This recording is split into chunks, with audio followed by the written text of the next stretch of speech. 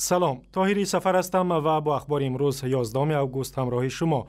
با گذشت 3 روز از ناپدید شدن دخترک 5 ساله در یکی از محله‌های مرکزی شهر دوشنبه تا کنون از او نشانه پیدا نکردند. آسیا دیلاوروی 5 ساله روز 8 اوگوست از نزدیک خانه‌شان در کوچه عینی 31 در نزدیکی فروشگاه صدبرگ گم شد و از همان خانه که سبینه و ملکه 5 ساله 1.5 سال پیش بی‌درک شدند.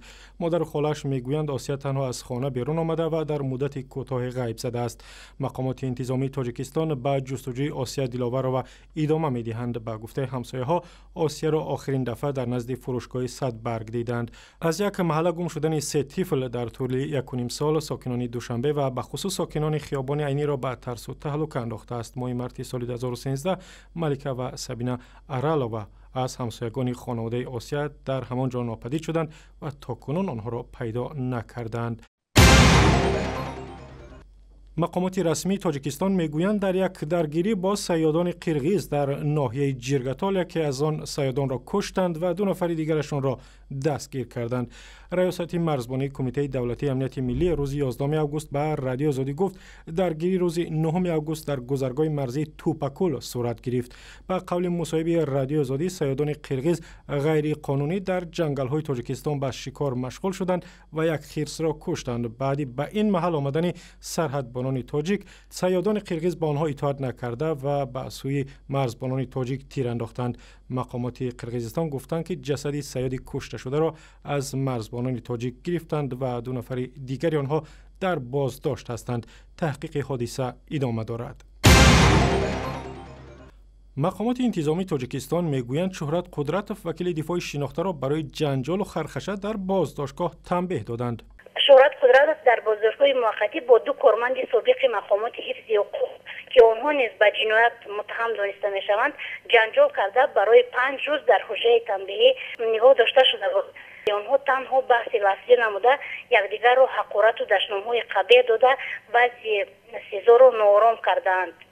پس از 5 روز روز 9 اوگوست شهرت قدرتوف همراه 1 کارمند سابق انتظامی از حجره تنبیهی رها کرده شدند و حالا قدرتوف در حجره معمولی است.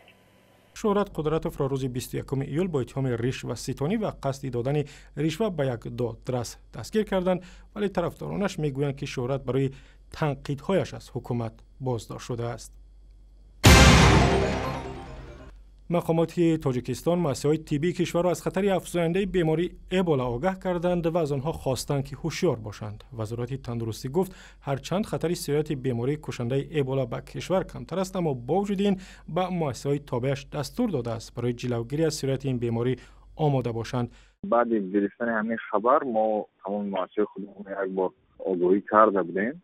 تو چه اندازه خبر داریم توسط دولت‌های درگیر ما یگان رابطه قول نکنیم و یگان نفر در اونجا قرار ندارند که ما خوف کرده باشیم که در بازگشت مبادا یگان سرایت وارد شود. و این نگاه نکرده مؤسسه‌ها آمادگیشان دیدگی هستند. سازمان جهانی بهداشت هفته گذشته اعلام کرد که ابولا یک خطر بین المللی برای صحت عامه شده است. این بیماری که 90% گرفتارانش را میکشد ماه مارس در گوینه خروج کرد و سپس به 3 کشور دیگر در آفریقای غربی گذشت. این بیماری تاکنون جان تقریبا 1000 نفر را گرفته است.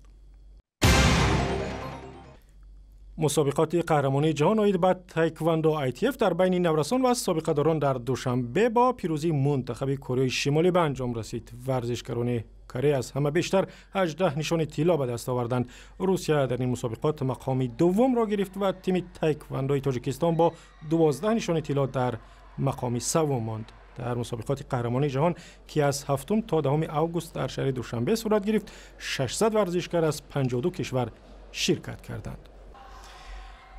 و برای دریافت اخبار از این هم بیشتر شما را به وبسایت رادیو آزادی دعوت میکنیم. به صفحه‌های ما در فیسبوک، توییتر و یوتیوب و هم صمیمه مخصوصی رادیو آزادی برای تلفن‌های همراه.